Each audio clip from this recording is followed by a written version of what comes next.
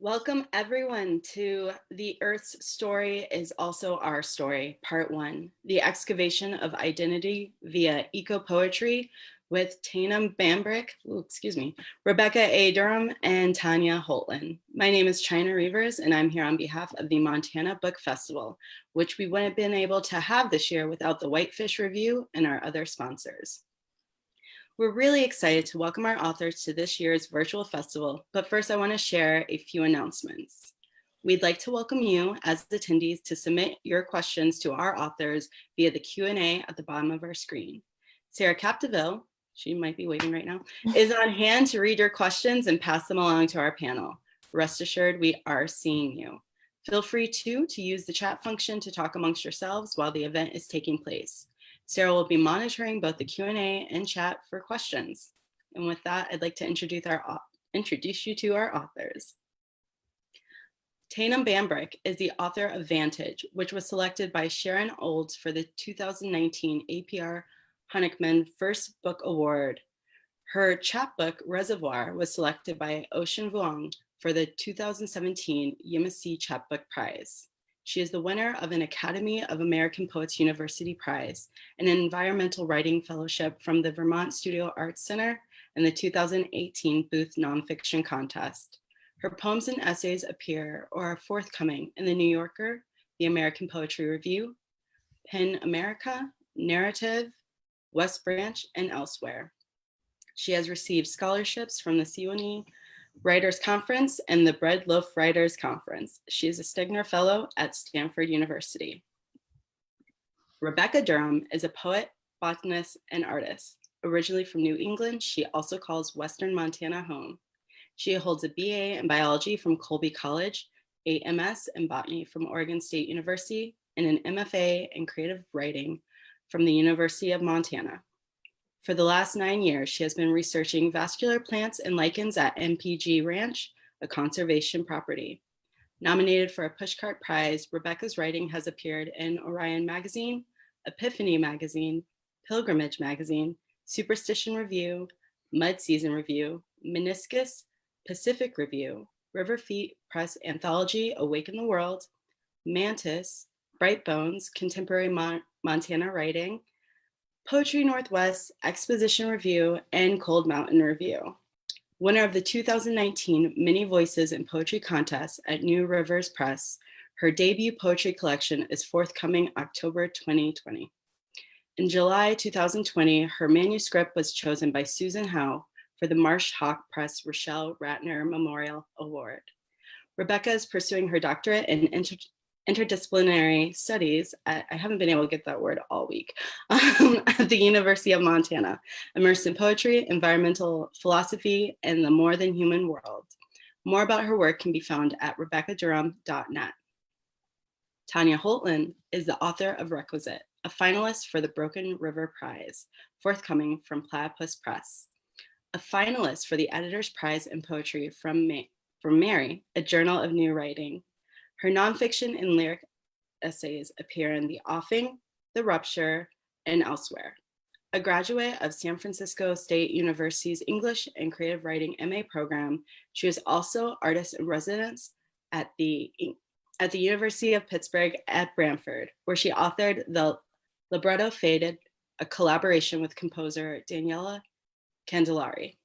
A Los Angeles native of Dutch-Indonesian descent, her work surrounds the intersections of memory, ecology, borders, design, and matriarchy.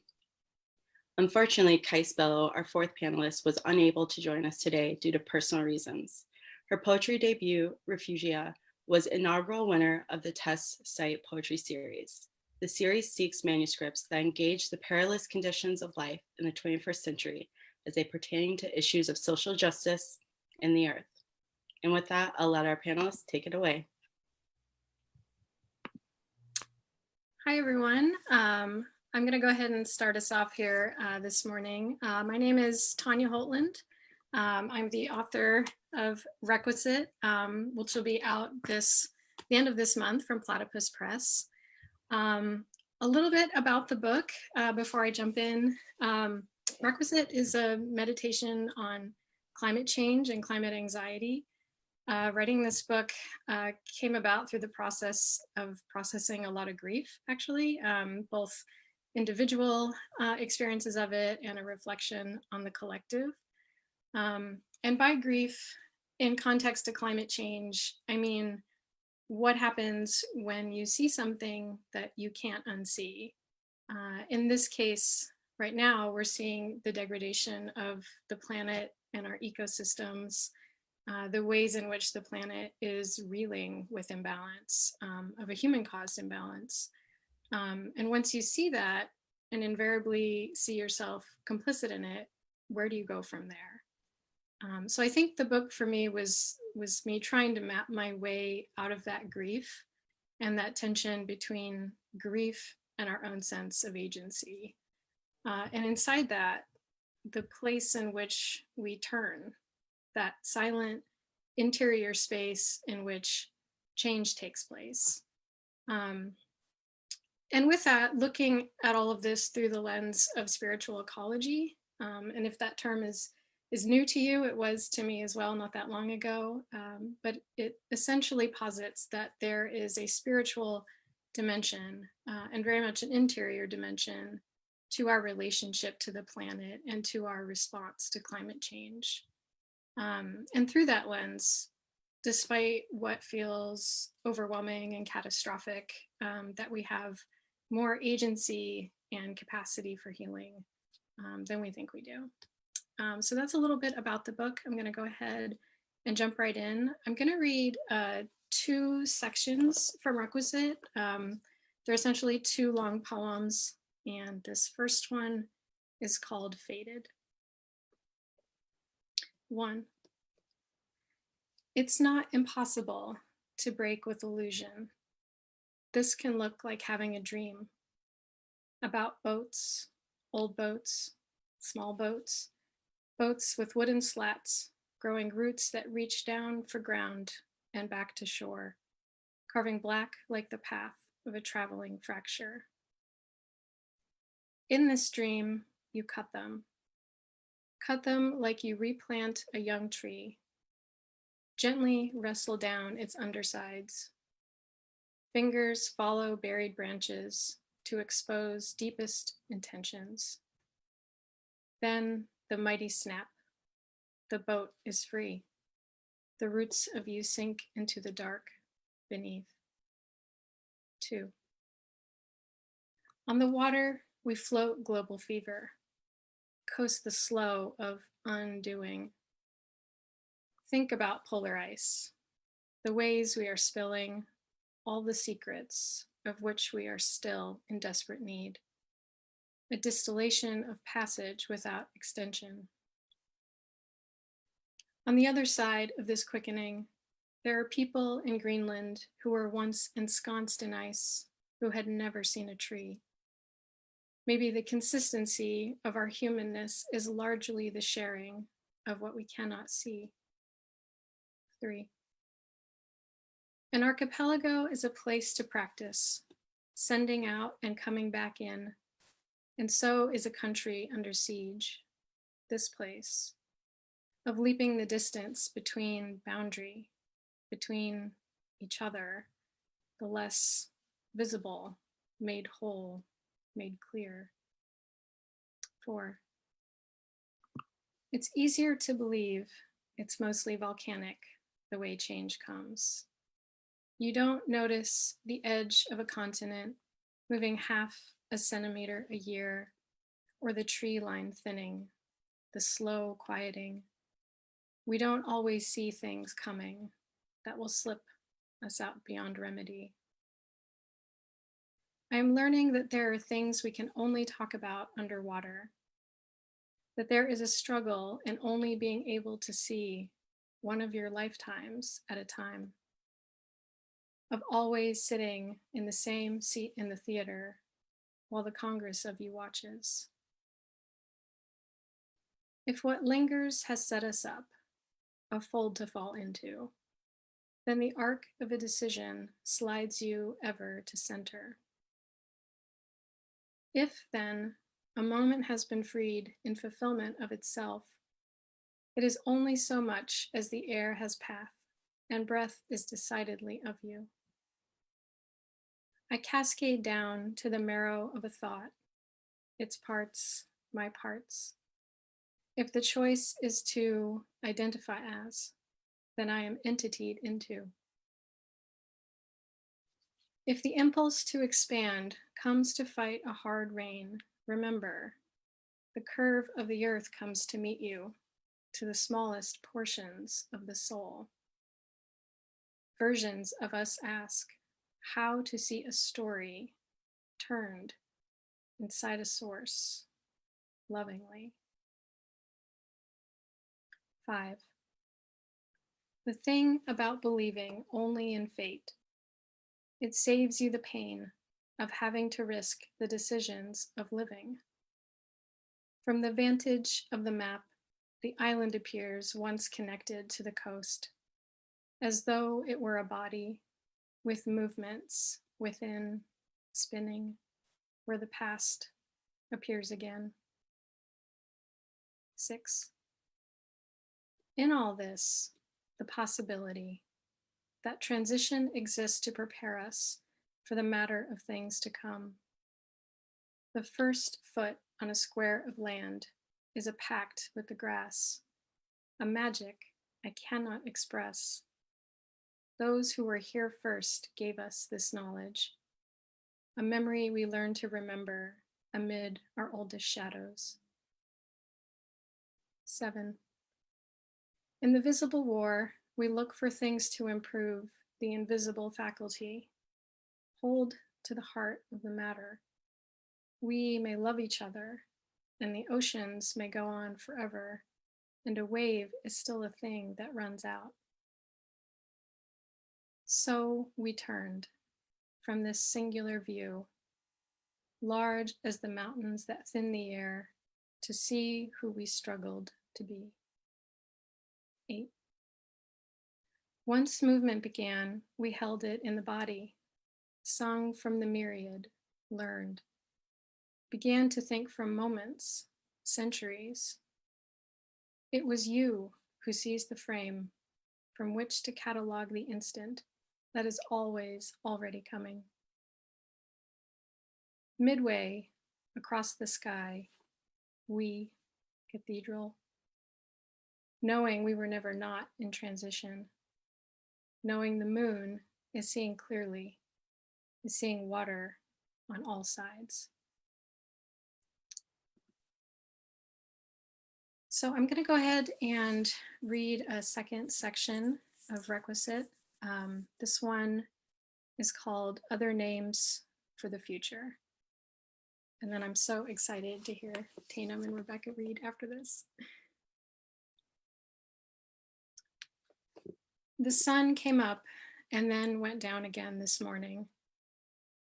Within that window, I relinquished duality, the grief of things we grasp for in the silence, of sleeping next to hope on its way to another city or a town where impossible things that do not occur materialize before us. It is more than a belief that we are changing. This wind's violence is in the trees. You move to a new place and you find you are the difference distance makes. Eventually, we'll learn what we are meant to know. Meanwhile, watch rain fall in all the wrong places. Glaciers changing at the hands of our myths, their ways for spring. Care as best you can, as close to the sun as possible, for the things that won't always be living. An orchid, a decision, the fern in the kitchen with its silent little droop, a preschooler, a depression, in the foliage reminds us of the need for the universal, an interior to manage the lines that break and run endless within you. Consider the fig tree that wilts in indecision, all the dying possibilities you keep coming back to. Promise the silence your boots break on the snowpack. You know what we know isn't known. till it's in the body, emerging as irreconcilable feeling, or that to count on the future at all makes us an early river. Who are we to trust in belief or the current that now runs us there? Not everything will fit inside grace. Some things wear out the edges, fall far, far off the deep end, and thank you for staying near even while I was. What in us needs to die first for the rest to continue living? In a dream, we lived here and there, in knowing and not knowing too.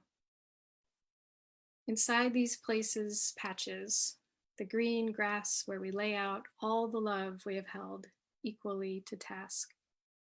Ask the one standing next to you how to move through the world, incurring as little pain as possible, trying to become a complete thing without attachment to anyone or completeness.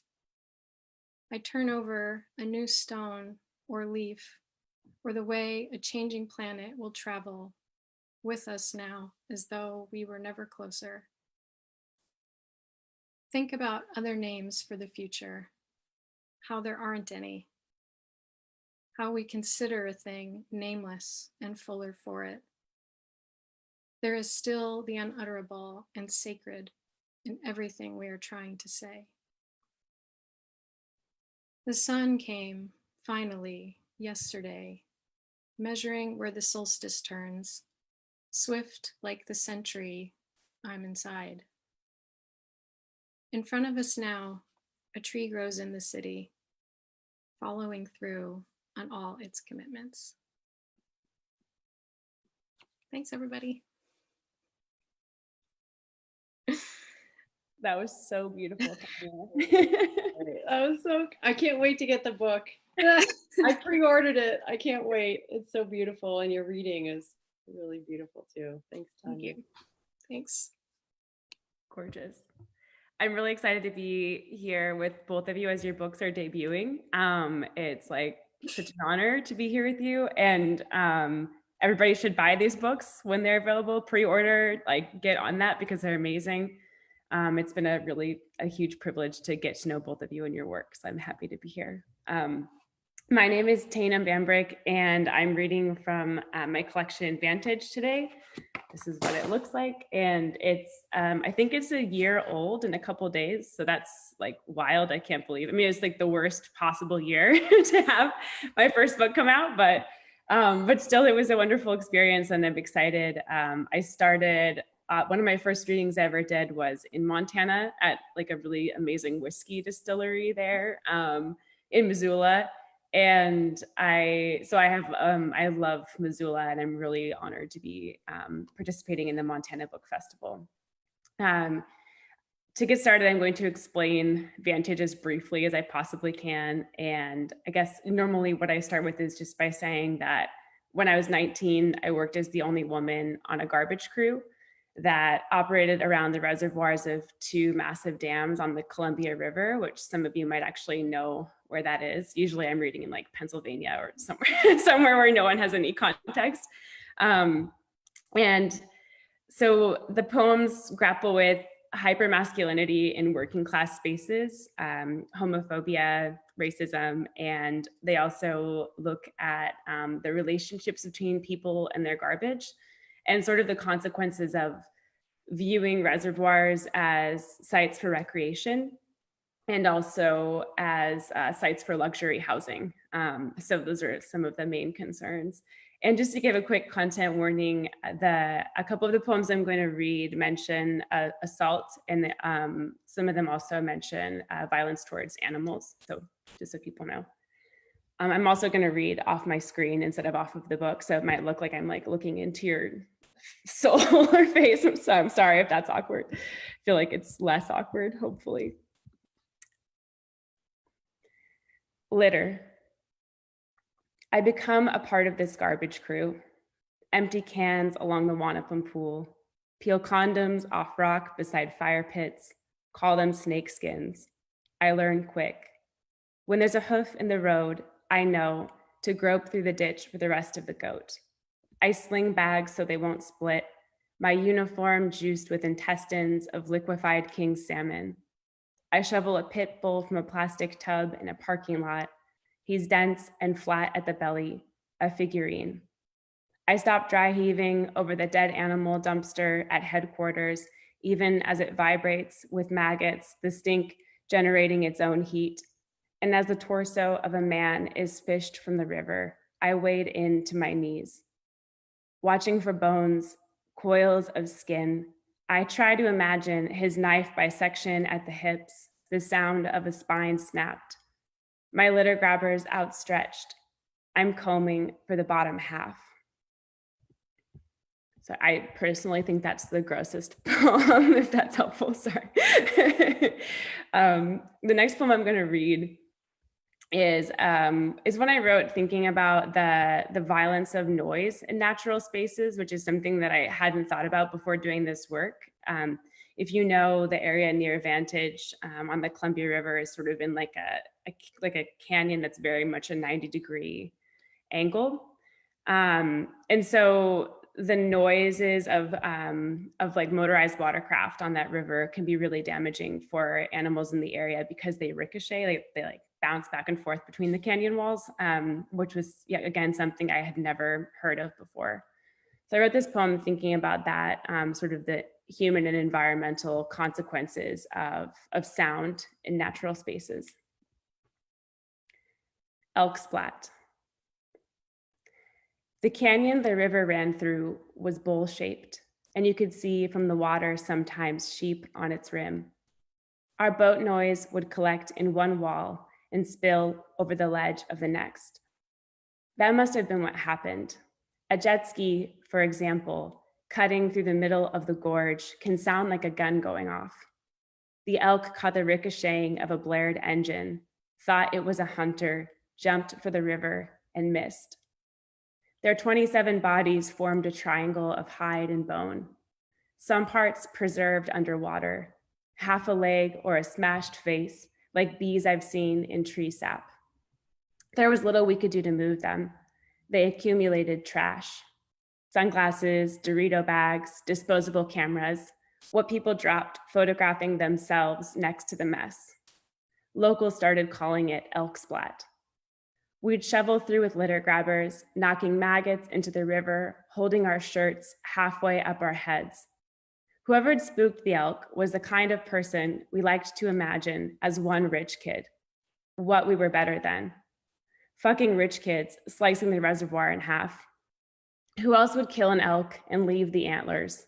How could you not think to freeze all those years of good meat? Okay.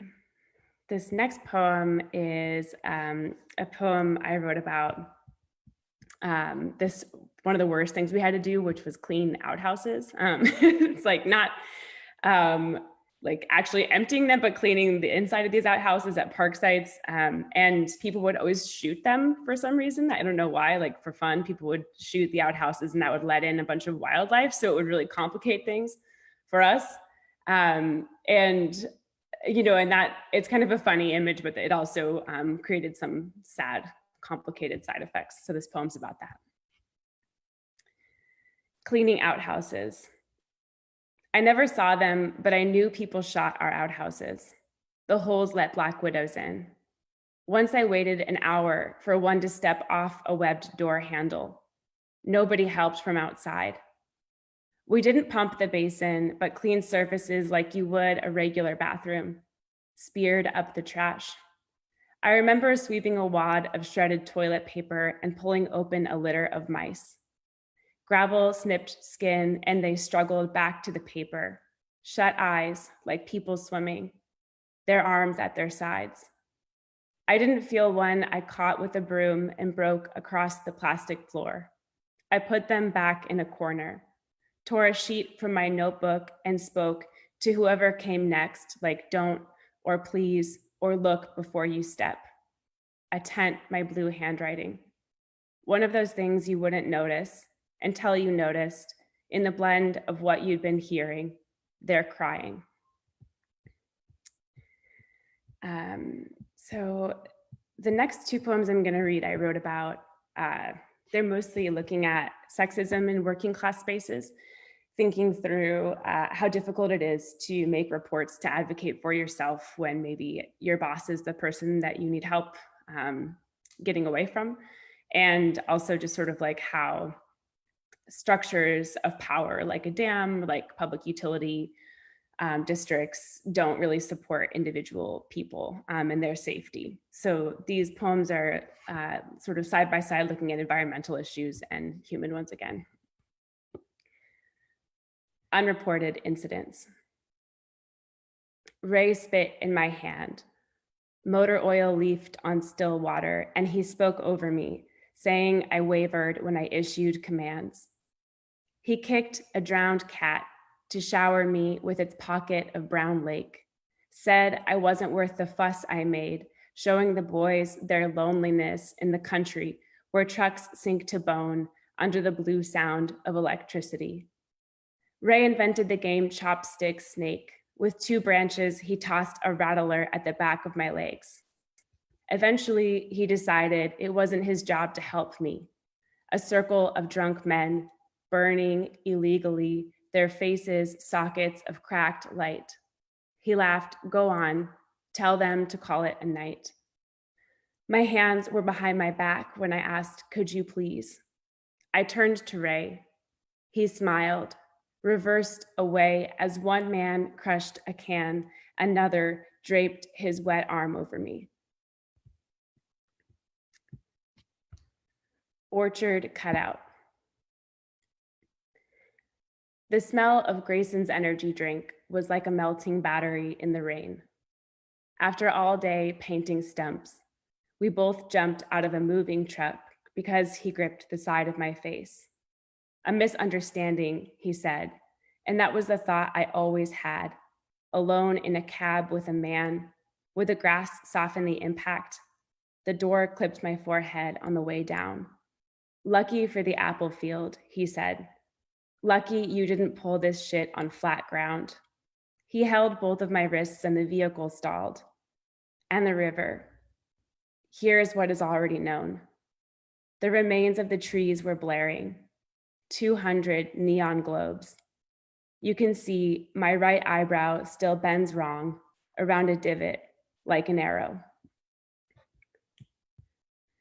Okay, I'm gonna read one poem that I never read out loud because I feel like it's a little clunky out loud, but it was published in Cutbank for this summer series that they do that's for LGBTQIA+ poets and writers, and it's and Cutbank is through University of Montana's MFA program, and that was before I had any poems published. They took this poem, and so it was like an early support that meant a lot to me. So I'm going to read this poem because of Montana and Missoula. It's called Biological Control Task. We were taking lunch, sharing a crumpled bag of goldfish below the dam when we met Bill and Mike. They rolled down a window, pulled up next to our truck, and strained their necks, looking over me to introduce themselves to Jim. They have the same face when I remember them. 2 guns propped between seats, a smell from the old engine. There was a tarp over a load in the bed. What have you got? Jim asked. They stepped out, undid a rope. Something soft hit dirt on the opposite side of their truck. You might not want to look. Bill glanced at me, sliding the tarp off. The mound there was gray and white. At first, I thought of dirty laundry. At least 80 seagulls just dead, ropes of blood at the chest, shot so their shoulders folded apart like wet book covers. We shoot them to protect salmon. It doesn't make sense, but it's not bad getting paid to hunt. Mike motioned to a trash bag on the pile. Show them our girl, he said. Bill drew it down, ripped the knot, lifted an adult heron with a hole blown out of its chest. He held both webbed feet. You could look through her body. They found her in the road, hit by a hatchery cannon. The bird seemed frozen, wrongly intact. her gold eyes cranked open, neck coiled tight over the slaty back. When I cried, it made them comfortable, like I could be a daughter, wife, or something they knew how to see. Hands on my back. What's the matter? Mike asked. Didn't you care about the goals, or were they too ugly?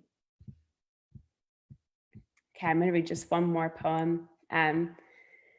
And this poem is kind of like a persona poem, or an erasure of things that were said to me, that I then, changed into being more lyric. So it's in the voice of this man who worked with me, whose name is Jim in the book.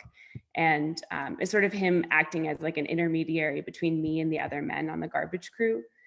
So like explaining why different things happened and trying to help me grapple with them. Gaps. You're easy for me because I have a daughter, Jim said, but you can't forget how you look to us, ex-construction, ex-loggers, pushing 60. You're a squirrely thing, the music you like. If you could let it be quiet on the highway, 6 in the morning, we are all watching the hill light cut off the wind turbines. We don't want to talk about our wives. It's true, they should let you drive. That's why I do. But who shoveled the tires out for you, painted over the torn fence? It's hard to take you seriously as a guy who's had a saw through his face, watched a razor pluck stitches off his glued eye.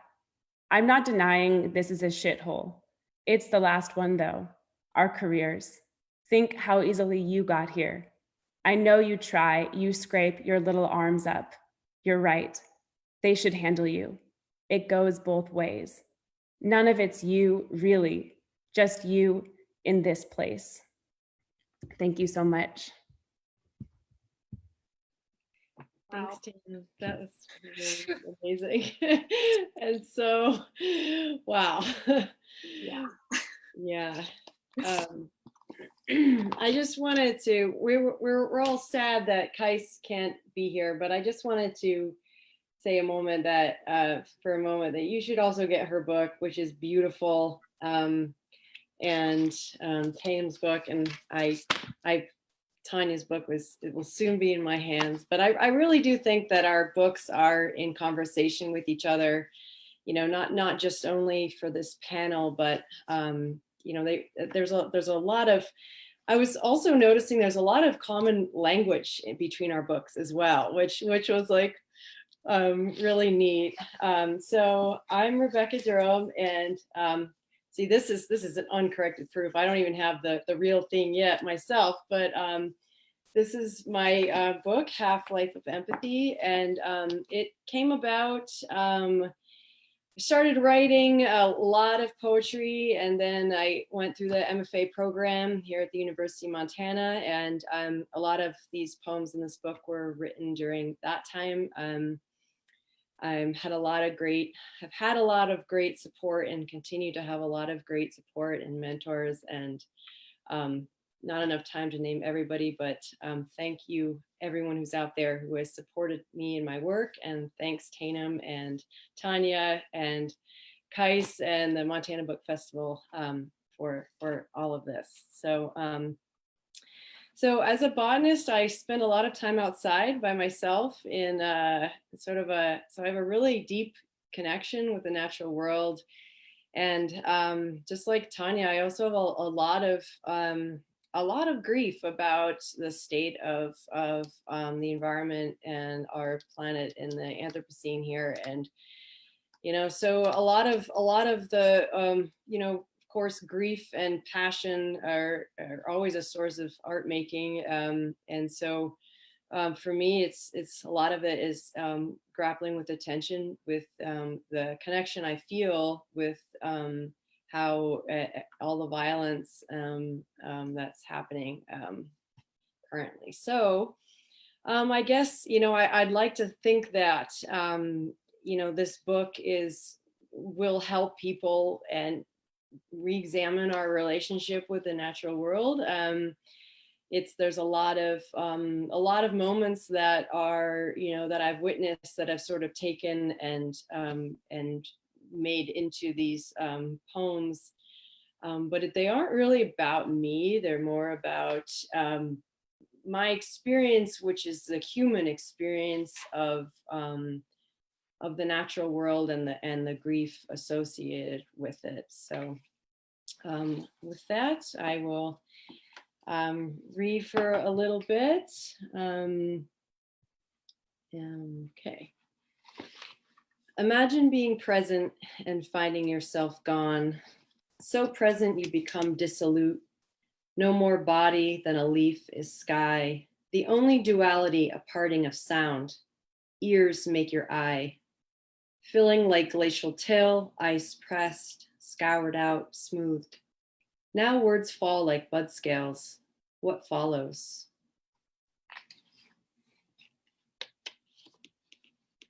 Red stem fillory. Into November's brown yawn, your perfect crimson intrusion keeps flinging. Your pink rosettes erode emptiness. Erodium, from the Greek erodios, heron. Stork's-bill, crane's-bill, red stem fillory, the shroud of your red ruse, of color, of naming what is here without. What does the sky call you? The sky calls me nothing. Flourish. Conduit of peat, audible then from the city's edge, coyotes wailing, breaks on the wild hills. I want to know if moss, these feelings, all grow together, a frass of fern and hanging, my hands to your green throat. When water lets us up from this parched grasp of wet longing, fickle sculpture cups a tangle of green. Calligraphy, bright shoots, names like Briam, little leaf bursts, a circlet of intention, say, stair-step moss, say, hylocomium splendens.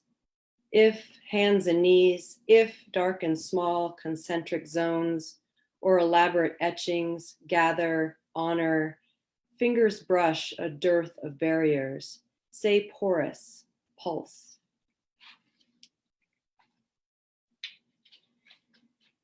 Did they ask? I find you still, but singing, midway up the snag, one thrush on an unwavering spire, 2 notes, then you are quiet. I am quiet too. Across the canopy, others sing to you, your kind. A hummingbird draws drums from motion. A ruby-crowned kinglet carries air into oscillation. Do they hear us sing you, and why? A Cassin's vireo asks and asks and asks. Here I am. Where are you? You. That's actually what the Cassin's vireo says. We call it the question and answer bird because he sort of says, here I am. Where are you? To gather nectar. I see liquid trees above me. They drip pitch in my xylem spine. I see a drab black lac, a fire-licking broken ash. I hear the ground, sand, green and brown grain sifting down. I see a lobe of cloud drop pollen into an illusion of horizon. I see circles slip into stone, wing sewn, strewn with sun. I see a ruby-throated thrum hovering, half hidden in a moat of crimson. I hear something striking, a flint of chert or bone splitting. I see a wild shred of woods, a singular angle, a small spit of splendor. I see sedges twist, spring flecked and wind inscribed, filled with night. I enter an alluvial altar where herons sieve the sea, breath by breath. Look at these trees leaking salt, eyes squeezed shut when waves spray. Look at the anemone open to the sea, arms stung with longing. But what will right this body, this gathering of nectar, this newness? Listen, listen, listen, I sip suchness between thorns.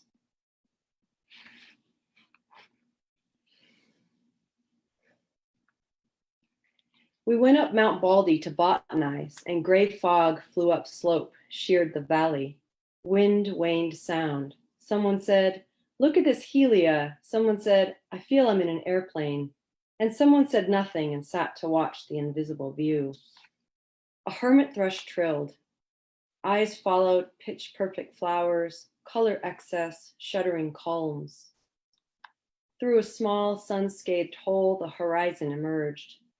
From here, we couldn't see the river or the torn ground, only a gray scarcity of scars. From both sides, the storm sought itself and the clouds closed. Someone said, "Maybe we should leave the mountain." Someone said, "It's just fog." And someone said nothing and sat between songbirds. Hail fell, first halting, then touched each leaf, witness with sky.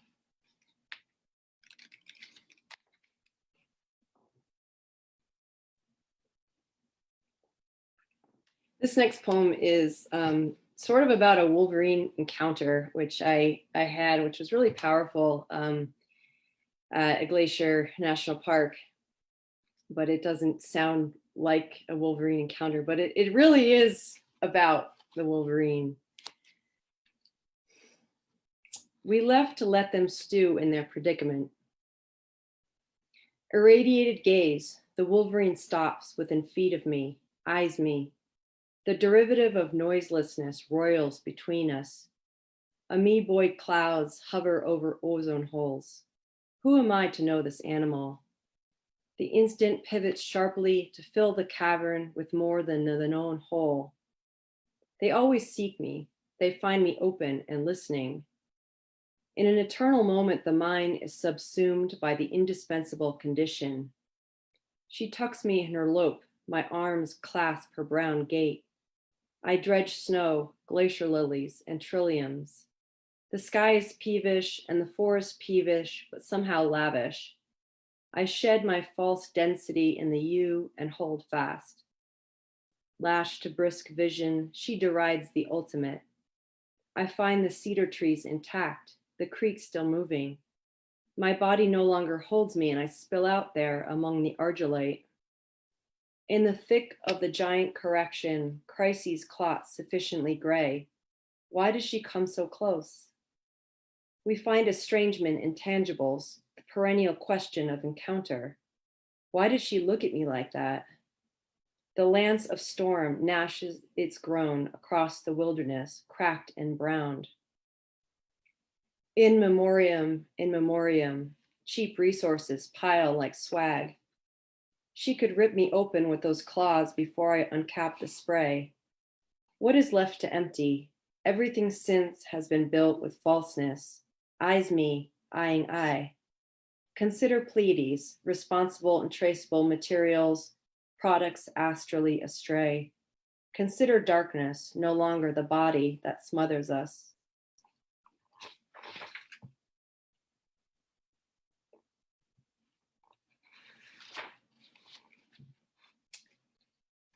Okay, I'm gonna read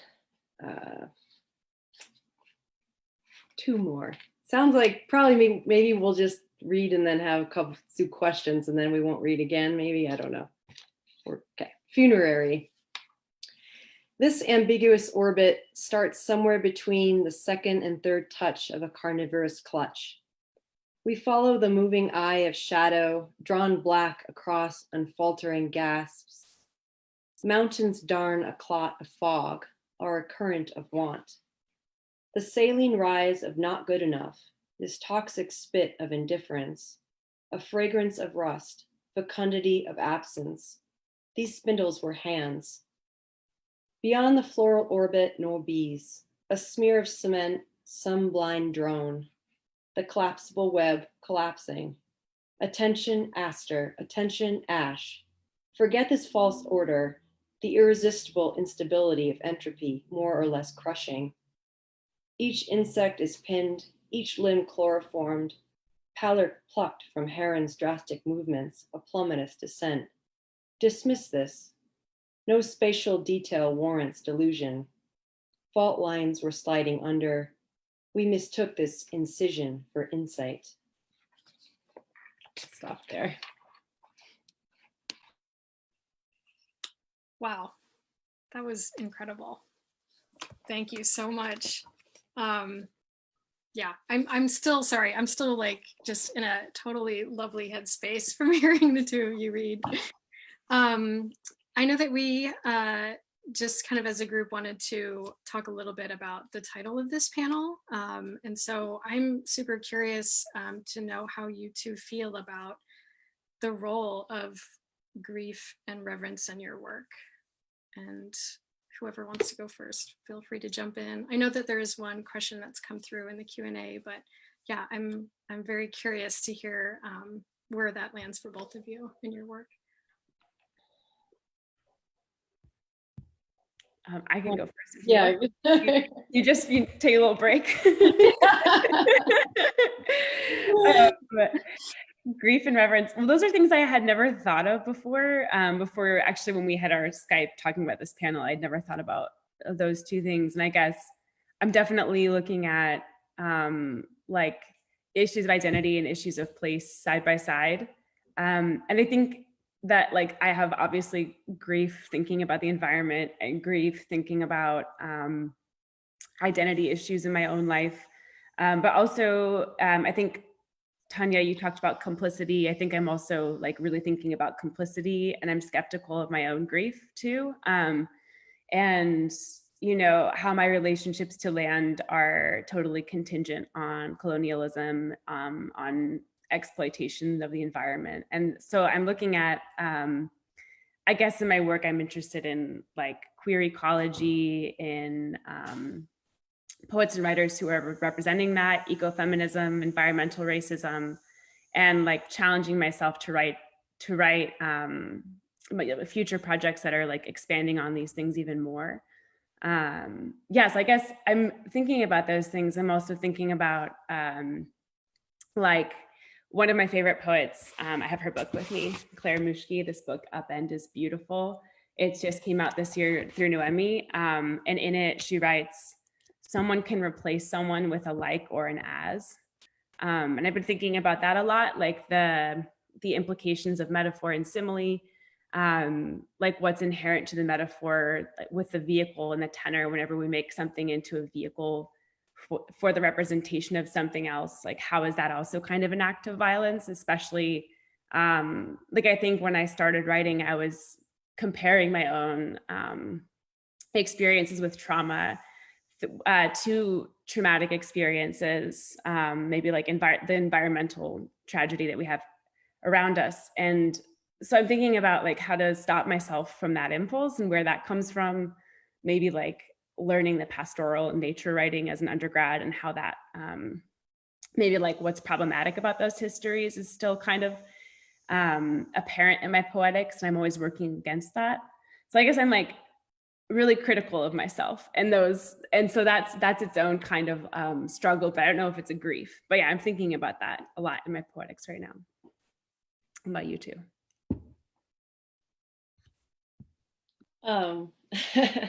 So I mean, Juliana Spar has a really good quote talking about poetry, about how nature poetry, it would be more a paraphrase, how, you know, it often talks about the beautiful bird, but not the bulldozer nearby, bulldozing the habitat down.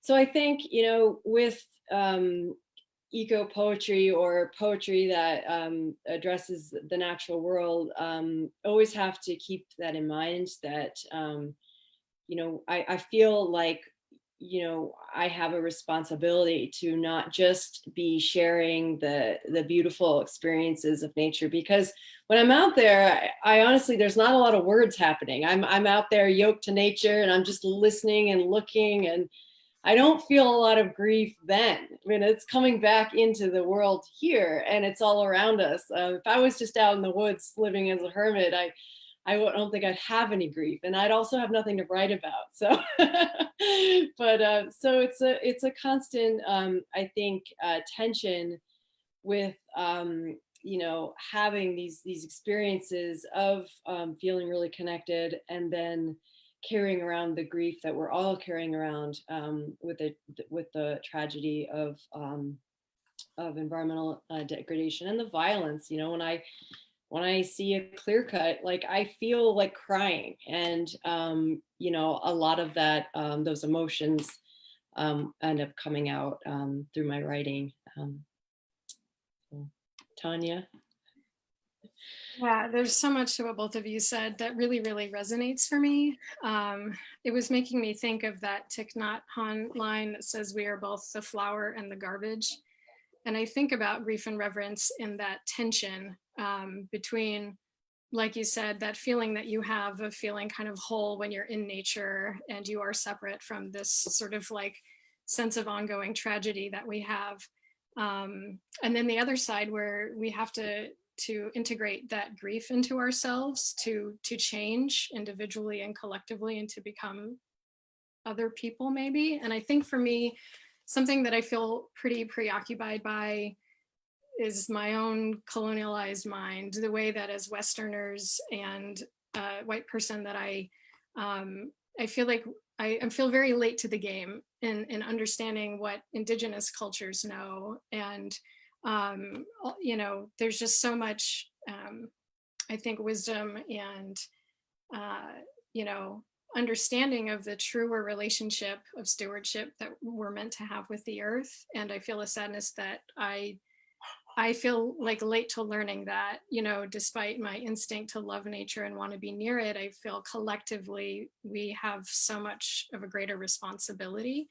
And so I feel, yeah, I feel like there's a lot of unlearning and learning that I'm trying to do. And I do think that that informs my work. Yeah. We have a couple of questions and a little bit of time here. So this one from Haley Higdon, from my partner in the kitchen, says, I can't help thinking about the similar themes around delicacy, fragility, and its opposite, violence, harm. Wondering if you could speak to your relationship with fragility in your work. So themes around delicacy, fragility, and its opposite, violence, harm, the relationship to fragility in your work.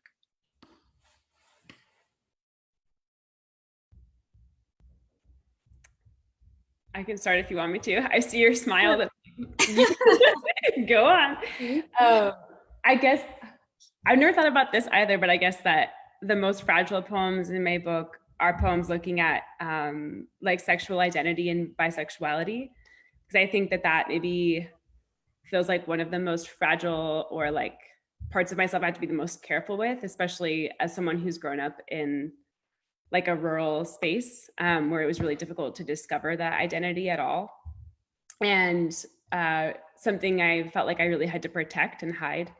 So maybe that's I guess that's not really like a craft answer, but a content answer.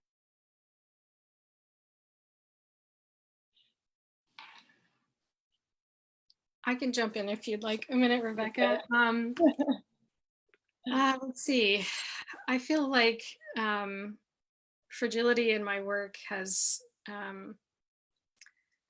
it's come from, I think, feeling like I'm trying to prop myself together a lot of times, dealing with severe depression and lots of, I think, loss in my family as a child. I'm constantly looking at the ways that we make ourselves whole. And I think for me, that has been a path of engaging with nature.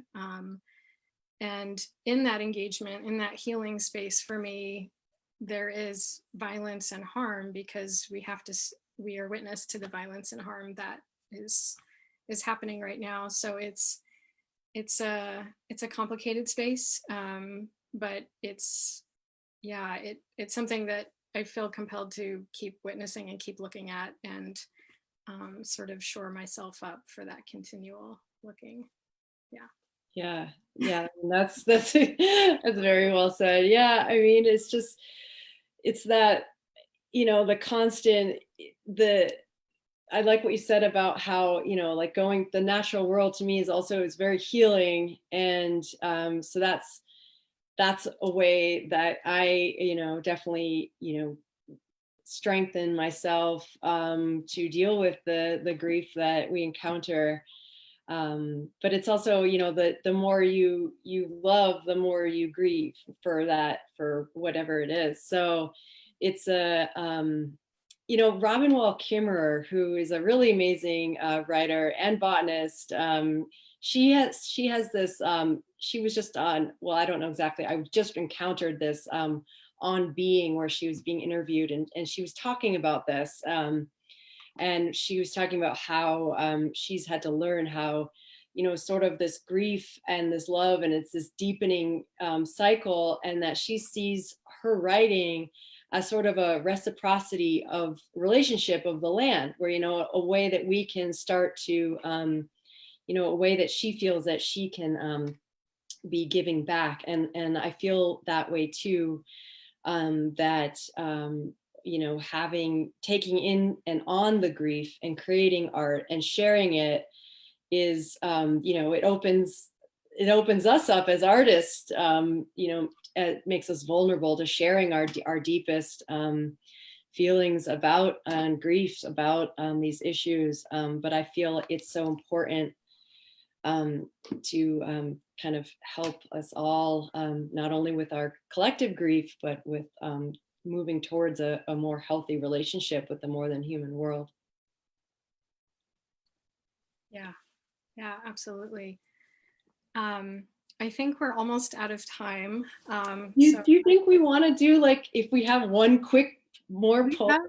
I think maybe we should, because we talked about ending on a poem. I think I do like ending on like one poem each or something. Or? There is a sort of question / comment that I do want to address in there from Joanna Doxey. She says, this is not a question, but a comment that in the class I'm leading this semester on eco poetry, identity, and landscape, we touched on the danger of our personal grief and also gratitude, the tensions within these perceived binaries. And she says, I have, like, you know, planned a unit on self-care and climate grief, but to be honest, I have no idea how to navigate that. That feels very, yeah, that's a fantastic question. Please jump in, either of you, if that speaks to you in this moment. I think the danger of our personal grief and gratitude, like I really appreciate that articulation. I do sometimes feel self-conscious of, like, sort of not the woe is me, but the sense that we are aware of our own grief, and how do we get outside of ourself in that process. Like, I think it is sort of a path, and I think maybe we go in at first, but then eventually there is a turn, and we are, you know, getting back to the collective to heal together.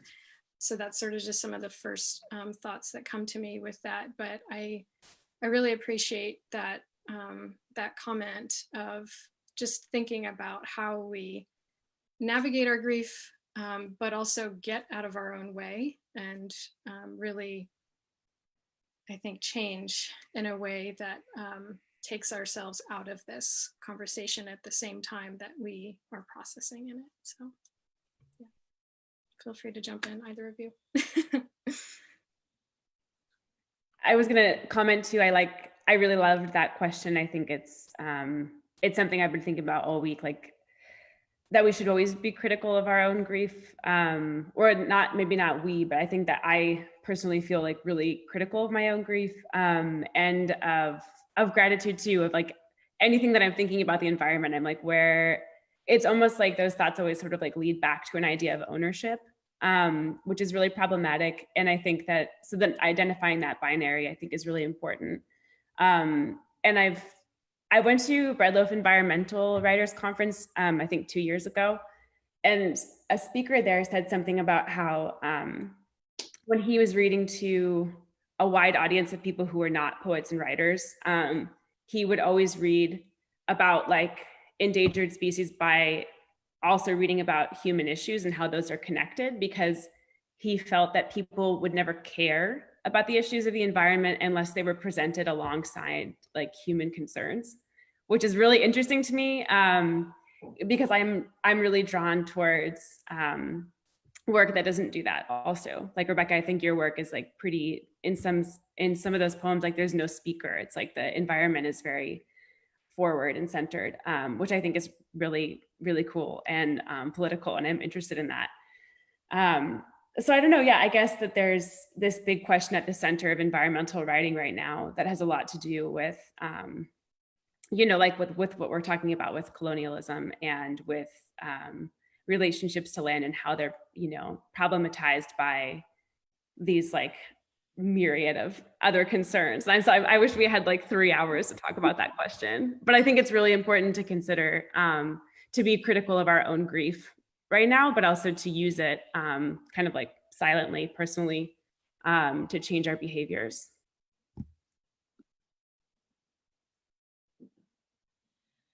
So we're almost out of time. Did you want to each end with reading a short poem, or? Yeah, sure. Okay, let's do it. Do you want to just reverse the order? I don't know. Sure. Okay. All right, I'll go. And then, okay. First, shapeless. Drawn from darkness and absence, all the roots bring something, even at the edge of synthesis. Matter is a live flux of forgotten fury. You can learn to fathom motion. Wake to see a spill of spores sway with wind, haloed and frenzied. Every moment your pinnate nature streams from you, cytoplasmic, a cataclysm of propriety and piety, and why not? Today clouds stall, split like the land, and for a second you think that's it. Even vapor succumb to human numbness. But your hand moves back to the page, readies ink and disperses desire, the whole of you still wild, with only thought cut up in its detriment. Optimism is colorless, no longer spare. Hope sticks like a watermark, no memory of expression, green spreading like a soft utterance, first scalpeled smooth, then becoming a deciduous tempest. One perfect petiole cupped pulsing in your empty palm.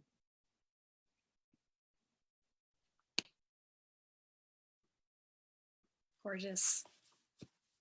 Tatum, do you want to go? Sure. Sorry, I forgot the order.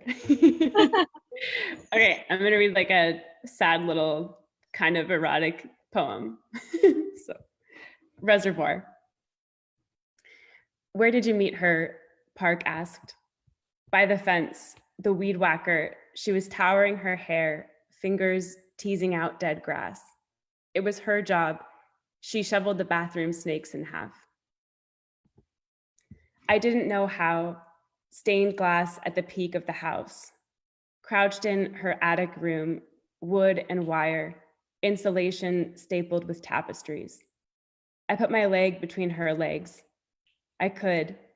I didn't want to be a boy sliding off her bra with one hand.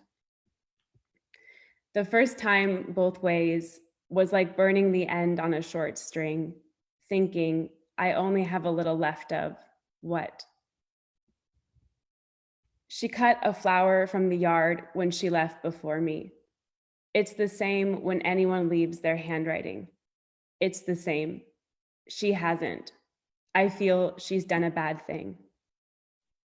When I hear your name, she said, I think of your wrist. This made lake, as empty as water gets.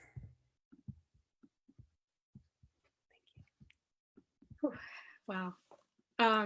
Okay, I'll read the last one here, very, very brief one. Thank you so much to the Montana Book Festival and to Tatum and Rebecca for sharing in this conversation with me that I hope continues. A very, very short poem to take us home. We are the story we watch as the eye closes. A bird is born in the city. Seagrasses get tended by manatees. A wolf goes unseen in an untouched forest. Ancestry leans in to trust. You too will be, at the end of the line, capable of carrying these rivers down. That's beautiful. Thanks all. Thanks, everybody. Yeah, thank you so much. Thanks. I wish we did have 3 hours. Like, you are all this has been lovely. I've enjoyed this extremely. I know our audience has as well. From their comments, I could literally watch the 3 of you all day. So thank you so much for coming to share your words and your perspectives with us. I think it's extremely timely and always important, and I appreciate the vulnerability and just everything shared today. So thank you to Tainum Bambrick, Rebecca Durham, and Tanya Holtland. And congratulations on Vantage, Half-Life of Empathy, and Requisite. Thank you again to our sponsors, the Whitefish Review, and thank you to everyone watching and participating, sharing your reactions, comments, and questions. You've been great. And just as a reminder, you can purchase books from these authors and many of our other Montana Book Festival authors at Fact and Fiction, factandfictionbooks.com. I also urge you to purchase Montana Book Festival merchandise at montanabookfestival.com. There you can also donate so that we can continue our programming after the festival with our MBF Plus events. Thank you again, everyone. Thank you again, authors. Have a great rest of your day. Bye. Thank you. Bye.